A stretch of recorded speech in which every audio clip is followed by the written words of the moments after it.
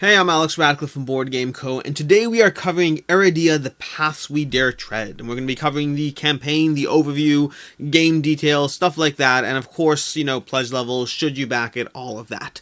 And so Arydia, The Paths We Tread is going to be a game from Far Off Games. They are going to be most known for their prior game, Zia Legends of Adrift system, which I always say Zia Legends of Adrift, although I believe the technically correct pronunciation is Ja Legends of Adrift.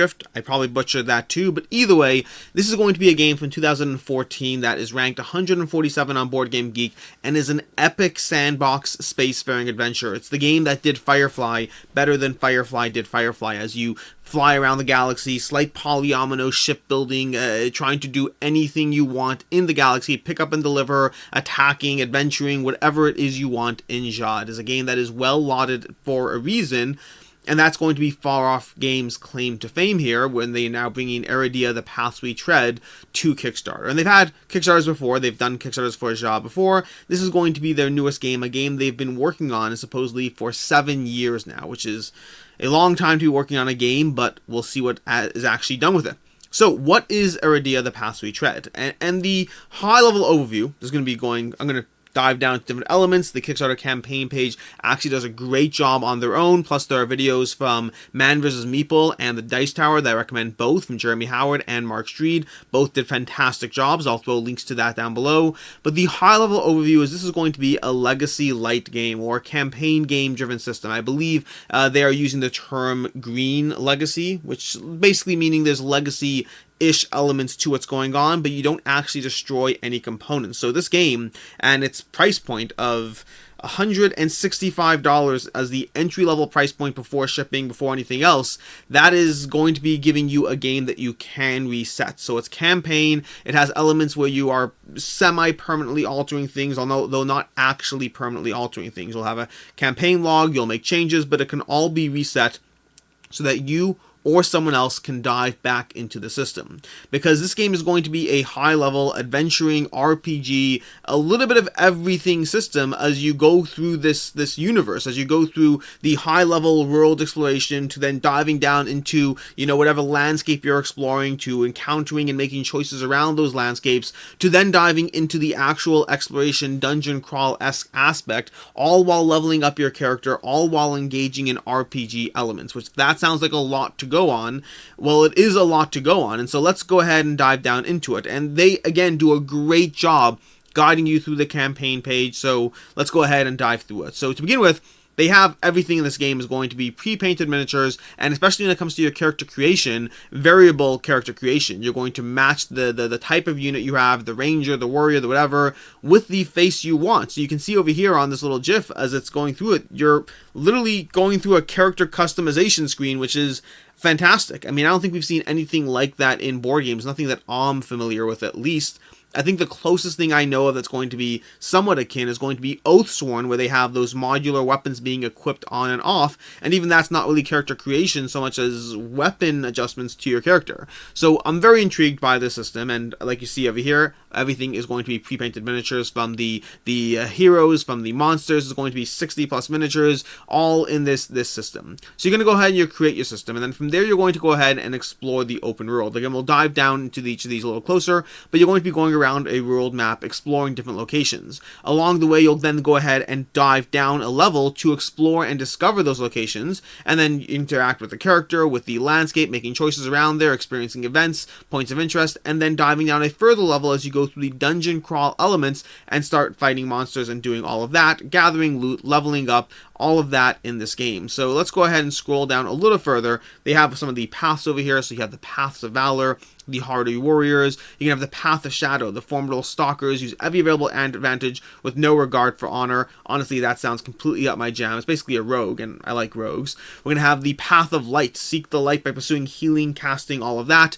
And the Path of the Wandering, which is going to be, your typical ranger. This is, by the way, a 1 to 4 player game. You can absolutely play it true solo as a single character if you want. So going back to that high-level overview, but drilling down into it a little bit more, we have the world map where you'll be, like I said, going around, traveling around the world map to locations, diving down further into the locations to actually experience the interaction systems you might have. You might find a house and then choose where to open a door and choose whether to go into the cellar. You're making choices, RPG-esque choices along the way, choices that you can have other players read off to you, or you can engage with it yourself, because there'll be two-sided cards where you won't necessarily see the outcomes of the actions as you go through it. Once you dive down that level, you'll explore the landscape. Here's where you can see an example of, while in adventure mode, you can enter caves, open doors, climb stairways, all of that. So they over here, they're going to open the door, they're going to go into the house, into location, they explore the cabin, now they're heading into the basement of the cabin or whatever it is, and now you go down the stairs, discover the cellar, and now you're engaged with, well, the baddies, the enemies of this world, because they have that multi-tier system, like I said already. The world map, then the interaction on the closer level location you're in, and then finally the dungeon crawl aspect experiences of the game, where now you have to face off against these three rats, these rabid rats in the cellar that you're facing off. Which brings us to combat. Combat in Arydia is going to be very focused around your armor, your suits, where you have armor and equipment and gear on your character, as well as, the actual weapons you're using, combined with dice roll, combined with their weapon strike pattern. You see, the enemies you're fighting off against, you can see it a bit over here. Let's see, maybe I'll scroll down a little further. If we scroll down, you can see... Here's a good example. You can see this rat location. This rat has 3 hit points on it. We have this location, and that weaker spot. And then you have a weapon pattern, and depending what you roll, if you roll 20 plus, you'll hit once. If you roll 2 plus, you'll hit once. If you roll 11 plus, you'll hit 2 in that strike pattern. And then if you roll 20 plus, you'll hit 3 directional. So you're going to be able to be applying wounds to your enemies directionally and potentially crossing different critical points, doing more damage, potentially hitting them at trigger points that will trigger a response or reaction or some sort of engagement from there. Because there's different systems going on in this game. You can see over here, this triggers their threat over here when you hit its weak spot, assuming you didn't kill it on the way. Because what's going on is they're going to be attacking back with different actions. You're going to be rolling dice to determine where they attack and at which point on your suit, on your body, they attack you. So you have this, again, this lots of stuff going on here, but this combat system with all your equipment, your right shoulder, your helmet, your legs, all these different locations you have. You're going to have your own combo system you're engaging with in the game that you can generate and build combo you'll use to trigger different skills or abilities, all while the enemies have their own threat building up in combat. That threat's going to be used to trigger the opponent's abilities. So you're manipulating this board state over here. You can see a good example over here where this character is going to use a taunt combo to pull the 2 rats closer to that character, so he can then go ahead and perform a spin attack using his combo, a spin attack, making an attack against all enemies position, taking out both rats one at a time. So it's going to have that leveling up system, and you are going to be leveling up. It's going to have that, let's say, that comboing system as you engage in different aspects from the equipment you have, from the enemies you're facing off, from the positioning, from the combo, the taunt, skills and abilities, and you're going to have leveling up in order to augment all that, to develop your character, to develop how you're going to grow and increase throughout this game, making all those choices. That is a high level overview. I mean, high level is a bit of a stretch because we spent a decent amount of time in it, but that is a general overview of Arydia Paths We Tread. If you want more information, like I said already, you can check out Mark Street, you can check out Jeremy Howard, The Dice Tower, and Man vs. Meeple. Both have excellent videos covering, well, everything I just talked about. The skills, the interactions, the RPG elements to this game. Now, before we go into pledge levels and all of that, we're going to talk briefly about the FAQ has a relevant question, which is, first of all, is how replayable is Arydia? Because that's going to be a big thing over here. We have this world map you're exploring, that you're going through. Congratulations. Well, is it going to be different? Because the way those slots trigger together, it doesn't necessarily look like they're different, and it doesn't seem like it is, because it seems like you're going to be going through this world map, and the replayability is going to come from the fact that you will not engage in every single thing every single time. You will not make the same choices when presented with a landscape or a character or a development as you go through it. And then additionally, the different character paths you have, both within the same character and the way you can develop them, as well as choosing different characters. So Arydia is a consistent world. It's a world that is stuck in the same place, and to a certain degree, going through it a second time will mean that you have seen and experienced things that you saw the first time around. Does that mean it's not replayable? That's going to be a question you have to determine for yourself in terms of weighing up the way you play games. When you go through Arydia with its roughly 40 hours of gameplay in that base game, when you're done with it to begin with, do you even care about replaying it, or are you just asking from a sense of you feel like $165 should be replayable even though you may never actually get there? That's a you question. You'll have to determine that for yourself. But let's say you do go past that 40 hours. Is it something that you do want to replay? Question prior games you've had that had that same aspect, where going through it a second time does give you a degree of knowing what's happened. Think of Gloomhaven. If you ever played Gloomhaven once, if you go through Scenario 1 and you go through Scenario 1 again, you are going to walk away with a better understanding of what monsters will spawn and how the scenario will play out. Does that make it less fun? Possibly. It depends on who you are. It might make it more fun. It might make it less fun. It might be whatever. You're going to have to think through the games you played and the replayability once you know how something develops and how that affects your personal enjoyment in the game. Past that, as far as pledge levels, exclusivity, words, as far as pledge levels, exclusivity, and all of that. So Arydia is going to have one pledge level, and well, two pledge levels and one exclusive, and those are going to be, we have the $165 base pledge level. That's $165 is your entry point into this RPG giant sprawling game. It's a lot going on here, but $165 is also a lot to ask. Additionally, we have the $190 pledge level, which is going to give you the Epic Hunt expansion. Let's go ahead and scroll down to that, because that is going to be Kickstarter exclusive. Additionally, I mentioned everything over here is pre-painted. That's going to apply as well to the Epic Hunt expansion is going to be exclusive to this Kickstarter. Oh, we should look through some of these because they're pretty. But the Epic Hunt expansion is going to be exclusive to this Kickstarter to the point that even in subsequent Kickstarters, they will have a different paint scheme or color scheme. So in some way, shape, or form, even in subsequent Kickstarters, forget retail, which is not going to retail, the expansion, not the base game, that's going to be different even then. So you're guaranteed some degree of exclusivity, even if we're just talking Kickstarter to Kickstarter. So as far as components for this $165 game, $240 MSRP, that's relevant. We'll come back to that doing the should you back it aspect. But we have, you know, your pre-painted player miniatures. You have 6 bodies. We have 12 heads. Mix and mingle and match as you see fit.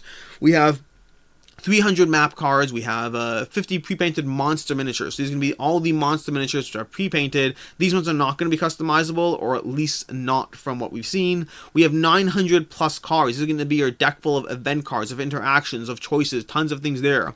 We have travel cards, NPC cards, threat cards, hunter point of interest, job cards, key cards, monster cards, the class tuck boxes for the various characters. 18, I almost said 180, 18 player boards. You have 6 character boards, 6 equipment boards, and 6 skill tree boards. That's going to be all the stuff you're laying out on the board to manage your character, to manage the character growth, to manage the development in this game, because that's going to be a big part of the fun of building up and leveling up your character. You have the dice, the treasure chest tokens, 100 loot tiles in this game. That's going to be all the various gear you can equip. That's going to be the gear system you have in this, well, RPG/adventure game. The punchboard tokens, the world maps, all this stuff over here, and then the Epic Hunt expansion, which is Kickstarter exclusive. The Epic Hunt is going to be giving you a small add-on with miniature expansion, and they're very clear about this. This is extra content. You do not need this content to enjoy and appreciate Arydia Paths We Tread. In fact, you may never actually experience it. You may go ahead and do what I sadly end up doing on a lot of things,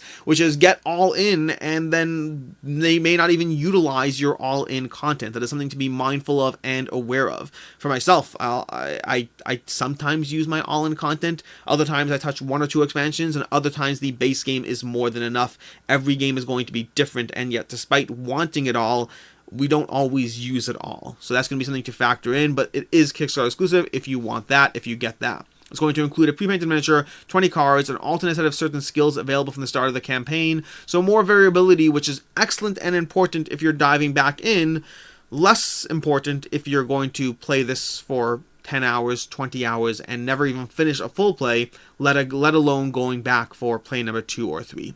So, shipping first. Shipping, and then should you back it. Shipping is going to be $45. Freight plus last mile is going to be $45 for continental US, and it's being subsidized by them to a certain degree. So the way they're doing their discounts is they're doing a $75 discount on MSRP, so that $240 MSRP being discounted down to $165, an additional far off subsidy on shipping costs as well. So they're giving you a subsidy on shipping costs as well as that MSRP discount, which again, I don't really care about terms and terminology. All I care about is, practically speaking, what are we talking about price point wise, retail wise, exclusivity? Is this something you should be backing? Is it worth it? Or wait till retail, or wait till the secondhand market? Those are the questions on the table.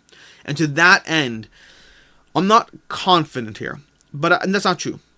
I'm fairly confident here. I'm fairly confident on the value of Arydia Paths We Tread, whether you should or shouldn't get it, but I'm not.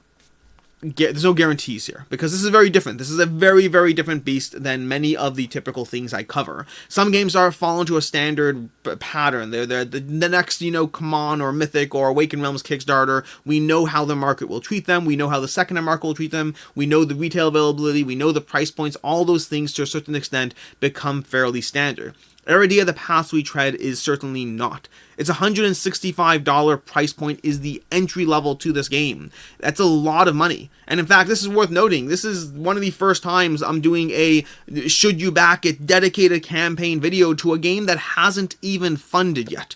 Arydia, the Paths We Tread, as of the time of this filming, is $610,000 on a $720,000 goal. When this video goes up tomorrow morning, it is entirely possible that we'll have crossed that, but I don't think we will have yet. I think it's probably going to be later in the day today when we cross that number, although we will cross that number. This game, a $720,000 goal, is admirable. I mean, the last time I saw something like that, it was going to be back when Monolith tried doing this with their Conan game. They talked about realistic goals in terms of Kickstarters and how they're going to have a $750,000 goal, and they didn't hit it because you have what we see here right now, $600,000. It's an astounding amount of money, and yet it's not even the full goal for Arydia, the Paths We Tread. And this isn't one of those Kickstarters where they're going to have stretch goals or daily unlocks, daily reveals left, right, and center. They're delivering you a product, they're showcasing the product, and that is what you're going to get. And the closest example I can think of when I'm thinking of Arydia and how it will handle in retail and the secondhand market and all of that is going to be Eclipse Second Dawn for the Galaxy. Eclipse Second Dawn for the Galaxy, which was a $99 Kickstarter. This was a long time ago, by the way, and this was before we had all these freight increases and also the everything going on in Arydia. But Eclipse at $99 is a game that you don't see it for $99 in retail. You see it for $160 to $200, sometimes even more in retail. That Kickstarter was the best price point you could possibly get to get in on Second Dawn for the Galaxy, and I think Arydia is going to fall into a similar vein.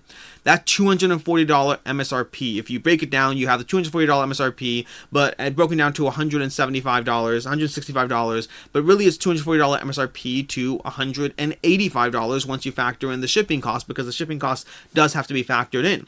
Now, that's not a bad price, by the way. When you factor in typical margins in retail, even with a $240 MSRP, if it does go to retail, that might mean that even with shipping included, you're getting an okay deal. It might be okay. It might be slightly better than okay. It does range. MSRP discounts can range between 10% to 25%, and this would be closer to 25% once you factor in the shipping. So I think at the lowest base point, I think Arydia is going to be a decent pledge level option now. You'll be getting it sooner than anyone else, and I do not think it's going to have a wide retail availability. That $240 MSRP price point means that the stores that do carry it are going to be few and far between. This is not going to be massively available. It's just too expensive. If that MSRP as anything is remotely close to accurate, it's too expensive.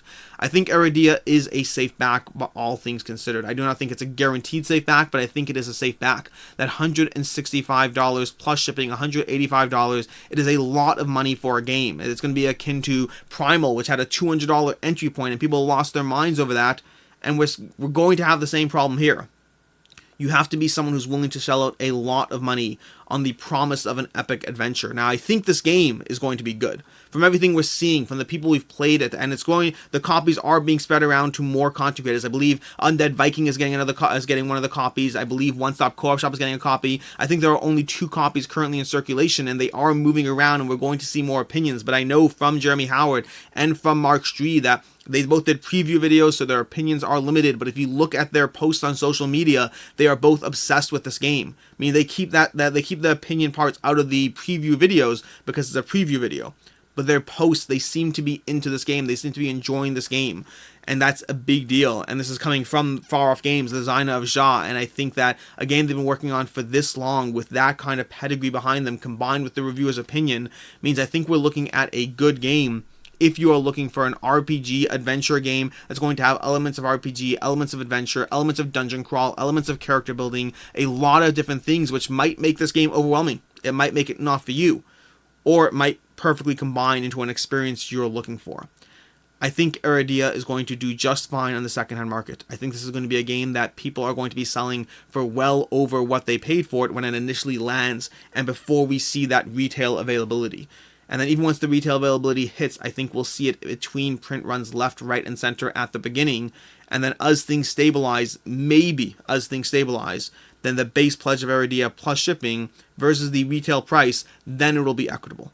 The rest of the time and in between print runs, this will be your best opportunity to have gotten the game. And that's before we talk about that extra, the Epic Hunt expansion, which with its Kickstarter exclusivity, ignoring for a second the fact that you and many others will never actually need that additional content, there will be many people who want that additional exclusive content to a game that I assume a large amount of people will be really, really enjoying in Arydia, The Paths We Tread. That's basically it. That is everything for Arydia, The Paths We Tread. Overall, an epic game, ambitious in nature, and one that I think if you're interested in it, it's a lot of money to cough up. It's a lot of money, so be certain you want this game. It's a lot of money. There's a lot of other things you can spend that money on. There's a lot of other games. You can get a good starting collection for $185, including the shipping and whatnot. But if you have decided you want this game, then I don't think it's a bad back. Until next time, I'm Alex Radcliffe from Board Game Co. I hope you enjoyed this video, and as always, have a good one.